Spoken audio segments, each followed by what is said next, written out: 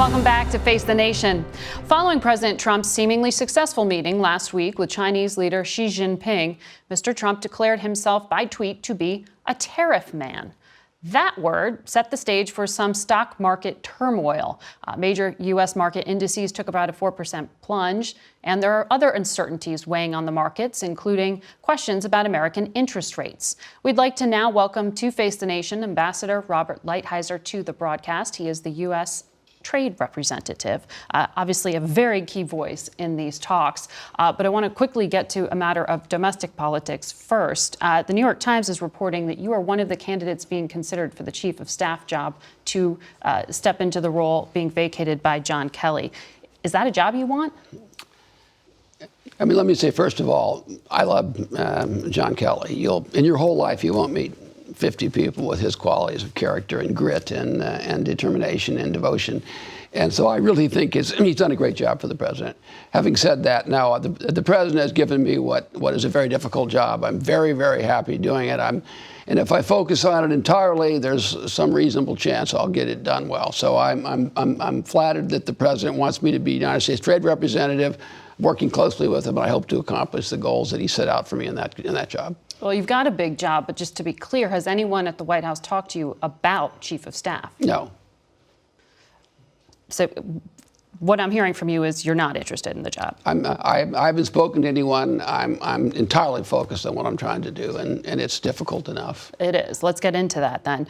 Today, we heard from Beijing that they have summoned the United States ambassador and demanded some answers about this question regarding Chinese telecom company Huawei and one of their top executives who was taken into custody in Canada this week at U.S. request. How is all of this going to impact the talks that you're leading? Well, it's my view that it shouldn't really have much of an impact. I can understand from the Chinese perspective how they would see it that way. This is a criminal justice matter. It is totally separate from anything that I work on or anything that the trade policy people in the administration work on. So for us, it's unrelated. It's criminal justice.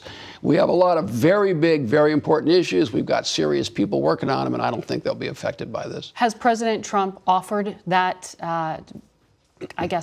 comfort to President Xi? I mean, has he talked to him after the CFO of Huawei was taken into custody? Not that I'm aware of. Because for Beijing, since they have direct interest in this company, and they're warning there are going to be consequences, many are wondering if this adds up to essentially a threat that it could impact the talks. It's entirely a criminal justice matter. It has nothing to do with anything I'm working on. So you do have talks scheduled to begin when? We have conversations ongoing. We have had conversations ongoing for over a year on these matters, and they will continue. We have phone calls, and we'll set up other meetings. There's been a lot going on over the time. I really think with all this talk about a trade war, it's important to pull back for a second and say that trade really has increased very much in the last year. It's not down, it's up. Exports are really up. Imports are up, which I'm not as happy about, but imports are up. Trade is up. The United States is very much engaged in trade and doing so very successfully at this time. This isn't just any trade negotiation, though. This is the world's two largest economies who are locked in this dispute at the moment. So one of the biggest sticking points here has been China's, it's accused of intellectual property theft. It's been accused of this for years and years and years. The president says he wants to maintain U.S. dominance in technology. So what exactly do the Chinese need to do for you to come to agreement? So let's just put on the table a little bit of background.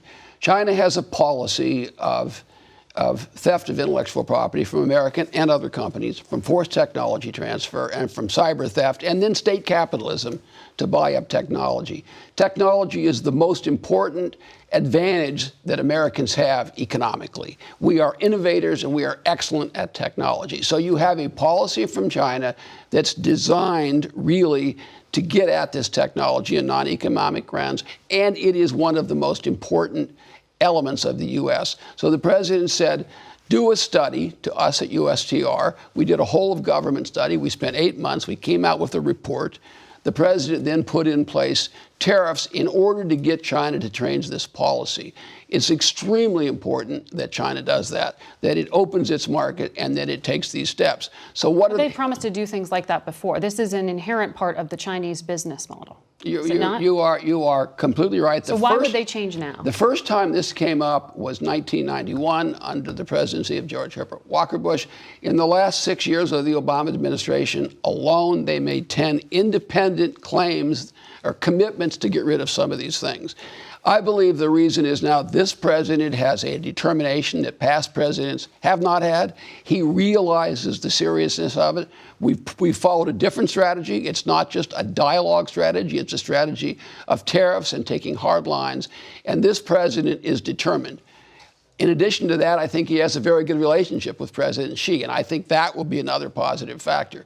But in this case, what we need structural changes, and we need market opening. So we need agricultural sales and manufacturing sales and the like, and we need structural changes on this fundamental issue of non-economic technology transfer. And what happens if they don't agree to that, as these sweeping changes? I mean, should the U.S. consider a ban on Chinese technology companies? I mean, you had Senator Marco Rubio on this program saying that he wants to introduce legislation in the new Congress to do something like that. Well, right now, the way this is set up is that at the end of 90 days, and once again, this is, as you say, years, but even in our case, over a year of negotiations. At the end of 90 days, these tariffs will be raised on $200 billion from 10% to 25% if we don't get a satisfactory solution.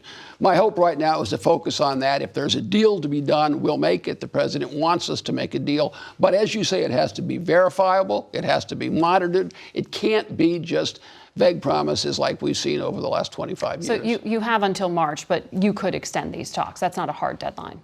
As far as I'm concerned, it's a hard deadline. When I talk to the President of the United States, he's not talking about going beyond March. He's talking about getting a deal. If there's a deal to be gotten, we want to get it in the next 90 days. The tariffs you're talking about don't have to do with technology, though.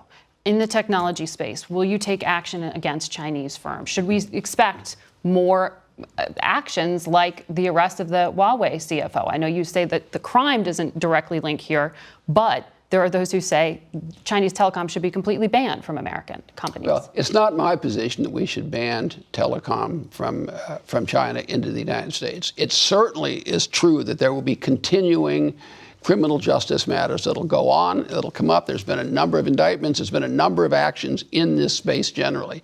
For me, those are separate. They're separate from the negotiations. We're looking for structural change and we're looking for market access. That's what we're looking for. The criminal justice process will continue. We have an independent system, as you know, in this country. So when the markets open tomorrow, can they be reassured that these talks with Beijing are happening and that you're making progress? They can be reassured that if there is a deal that can be made that will require or assure the protection of U.S. technology, the very heartbeat of all of our economy. It's not just technology. It's everything from services to manufacturing. Even farming is a technology industry now in the United States. We will protect that technology and get additional market access from China. If that can be done, the president wants us to do it. If not, we'll have tariffs. That is a very big if. Well, we'll see. Certainly, it is a very important matter, and there's a long history of having things not work out. So you're right. Very quickly, the free trade deal you did renegotiate, which is with Mexico and Canada, the USMCA, new NAFTA. How quickly will that move through Congress? Well, there's a process under the Trade Promotion Authority, so I'm expecting in the next months that it will have a vote on. I would say this in the new year. Certainly within the next few months. This is the strongest and best trade agreement the United States has ever negotiated. It's the biggest. It's $1.2 trillion worth of economy, worth of trade. It's the best on labor. It's the best on manufacturing. The IP protections are unheard of in the past. We have currency provisions in there. We have this whole digital trade, financial services. There's a lot of very, very important innovation in here, built on things that people have done in the past. It's the most far-reaching agreement the United States has ever negotiated, and I believe will be a model for future negotiations. When will the president withdraw from the existing NAFTA that he has said he's going to do? We'll see that. That's a decision. It's up to the president of the United States. All right. Thank you very much for coming on. Ambassador, we'll be right back on Face the Nation with the Managing Director of the IMF, Christine Lagarde.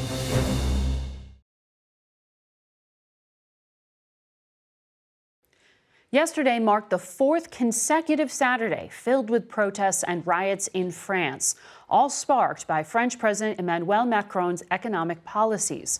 Charlie D'Agata reports. Good morning, Margaret. Once again, we witnessed scenes of chaos, destruction, and anger here on the streets of Paris. And these yellow vest demonstrations were held elsewhere throughout the country. They overturned cars, set them on fire, tore plywood off storefronts, and clashed with riot police who fought back with water cannon, tear gas, and stun grenades. The Interior Ministry said today more than 1,200 people were arrested. That is unprecedented in this round of rioting. 120 people were injured, none said to be that serious. We saw a heavy police presence here in Paris, 89,000 security personnel deployed throughout the country. Now, away from the Champs-Élysées, we saw that protesters had smashed windows, they lit fires to barricades. We even saw some young people looting some shops. Now, these yellow vest demonstrations began weeks ago in a protest of a fuel tax hike. President Emmanuel Macron has scrapped that idea, but now there's this whole spectrum of complaints from people that we spoke to, largely having to do with low wages, high taxes, and a distrust of the government. Many are calling for Macron to resign. His approval rating has plunged to around 20%. Now, we're told the president will address the nation tomorrow night, but it's hard to know what he plans to do to calm such widespread anger. Margaret? Charlie D'Agata, thank you. We're joined now by the Managing Director of the International Monetary Fund, the IMF. Christine Lagarde is with us. The IMF is an organization of 189 countries that works to promote global economic cooperation and trade. Madam Lagarde, welcome to the broadcast. Thank you. We just saw those pictures of protests in your home country of France. The French finance minister says this is going to have a real economic toll on the country. You used to have that job. What do we make of the kind of anger and economic grievances that we're seeing in the streets there? Well, those are very sad images. I'm a true Parisian, and to see what's happening in Paris is extremely sad. It will have economic impact, no doubt about it. And I really hope that the dialogue can be re-established, that people can express their views, their grievances can be heard, that they can be addressed as well. I think there is a lot of, interesting developments. It's not all about the yellow vest. There are lots of people who have infiltrated those movements and who are, demonstrating with violence, and that is not the way it should be conducted. I think these pictures are interesting. If you look at the globe right now, it brings up something I know you've been warning about, which is you see us on the verge of an age of anger. Mm-hmm. What do you mean by that? What are the risks that you're seeing? Well, the risks are that rising and excessive inequalities between people, aging of societies, and an economic situation that cannot address the concerns of many. And I believe that it's a question of protecting people, having a dialogue, making sure that there is cooperation between nations as well, because what affects one is going to affect all. When you see a pandemic, when you see financial disruption, when you see climate change, it is going to affect all countries. And I think it's critical that all of us be together when facing those issues. The same goes with cybersecurity. The same goes with terrorism. We are in this together, and we have to close ranks and be together. You heard on this program just a few moments ago the chief negotiator for the U.S. in what are incredibly important talks between the world's two largest economies, China and the U.S. As you say, what happens in one has global impact these days. What do you make of these hardline arguments here that, as the ambassador said, everything has failed when it comes to trying to iron out trade differences? We have to take this hard deadline. Everything has to be agreed to by March, or we will be set for a potential escalation in this trade war. I used to be trade minister for my country back in 2005, and I know how difficult those negotiations can be and how long it takes to cut a deal. So I wish the ambassador the best of luck in reaching completion of something which will not be ultimately a final trade arrangement, agreement, whatever we call it. I hope they can establish the parameters, the framework, the timeline, the steps along the way, because that's what it takes. But it takes both parties, US and China, to be determined to reach a closure on this. And it's vitally important because trade is a major engine for growth. Trade, if it is damaged, if it is threatened, is going to affect growth, less jobs, less investments, because people suddenly who are in the business of investing, who are in the business of creating jobs, will lose confidence, will be concerned as to what the rules of the road will be, and they need that. So when you hear the threat of further tariffs, that causes you concern that this will eat into economic growth? Yes, it does, because if you can model that, and it's as true as a model can be, and reality will determine eventually what the impact is. But if you model complete tariff increases, tit for tats, and all the rest of it, you end up with about 0.8% less growth in a matter of 2 years. Now that's a big number. That means less jobs, less investments, and this is not what anybody wants. So I very much hope that the dialogue, the agreement can be re-established, and that we can come to terms with this. You are seeing in the marketplace right now some concern that the engines of growth here in the U.S. have been chugging along, but the markets showed some real worry this week. What do you forecast here? Are we headed towards the recession that some fear? Not in the short term. This is not what we see. We have a forecast for this year and next, which is around 3.7%. It's not bad, actually. And we don't see signs of recession in the near term based on the information we have at the moment. But it is true that if there are more tensions, if trade is under threats, if people sort of wonder, where should I invest? And should I completely change my supply chain? That will have an impact. It will have an impact on people because, if you look at the low-income family today, thanks to trade, the cost of living are reduced by 2/3. So, the clothes that we're wearing, many of the things that we're using are made in Vietnam, Morocco, China, wherever. If we lose the benefit of that, then it will have an impact on consumers. We're not seeing it now, it's true, but that's the threat. We're coming up on the anniversary of the global financial crisis. You were key in France at the time as finance minister in the global response. Do you see a direct line between what happened then and the kind of dislocations and anger that you're seeing now? Yes, I do. I do, because I think that some of the legacies of the crisis have not yet been completely healed, and the wounds are still there. Number one. Number two, I think that some people have lost out at that time and have not been able to recover, and they see that some others have been able to recover. So there is that inner sentiment of unfairness. And, we have done our best at the IMF. We've really put a lot of money on the table to rescue countries in particular, because this is our job. The job of the IMF is, it's a bit like if you have a family and somebody in the family is gambling all the time, and nobody is eventually going to lend to that person. So that gambler comes to me as the family unit trustee and says, I need money. What are you going to do? You're going to lend because he says, I can't operate, I can't work out, I can't feed the family. But you lend on the basis that he's going to be de-addicted from his gambling. He's going to rehab itself. That's what we've been doing ever since the crisis started 10 years ago. We've been telling countries, you can't borrow? Okay, we're going to lend you short term. But we're going to ask you to fix your finances. We're going to ask you to work on your deficit. You cannot continue spending more than you earn. And we've done that.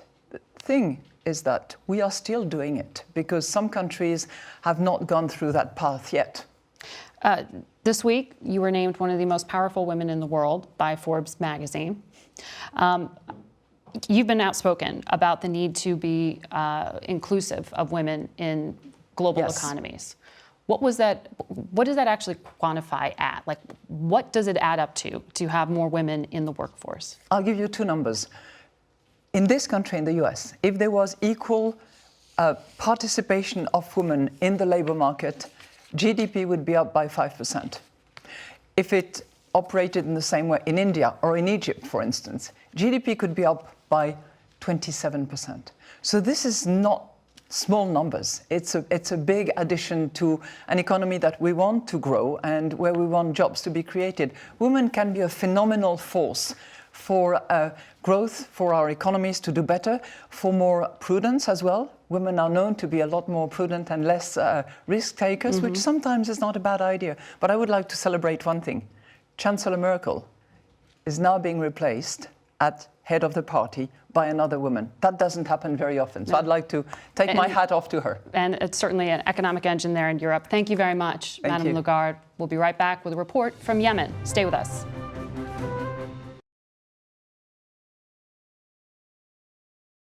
Before we go today, we want to take a look at Yemen, site of what the United Nations has warned is the world's worst humanitarian crisis. Senior foreign correspondent Elizabeth Palmer, producer Agnes Rowe, and cameraman Ian Robbie are in Yemen for CBS News. Here's a report. Here in the coastal city of Aden, there is no fighting. It's the government of Yemen, elected before the war, that's in control. One of the cruel contradictions of Yemen's civil war is that there's plenty of food in stable areas like this, at least for people who can afford it. And that's just one thing Prime Minister Abdul Malik Ma'in Sayed, 2 months into his new job, has to try to fix. There's a real catastrophe, hunger looming. Yes, that's what's happening. Is it manageable? Can you deal with it? We try to deal with it. It's catastrophe now. A catastrophe caused by fierce fighting. Yemeni government troops have Saudi Arabia's military backing against Houthi fighters supported by Iran. The Saudis' ruthless bombing campaign relies on U.S. weapons and intelligence, though that may be about to change. The Americans are backing away from the Saudis in the wake of the murder of Jamal Khashoggi. Is that going to hurt you? If the U.S. want to stand with Yemen, they should decide. It's an important location and country. They have a relation with the U.S. for decades.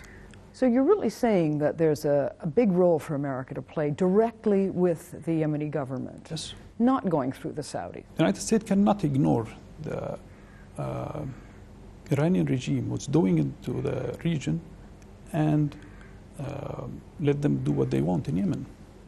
The fact is, the Yemeni people are trapped in a regional power struggle between Saudi Arabia and Iran. The Prime Minister's government is clearly on the Saudi side for military and financial reasons. But his plea to the U.S. is, don't let your distaste for Saudi Arabia lead you to abandon us. But the war rages on with cruelty and abuse on both sides. If there's any hope for the Yemeni people, it rests with peace negotiations going on right now in Sweden, where the two sides are actually still talking. Our Liz Palmer in Yemen. We'll be right back.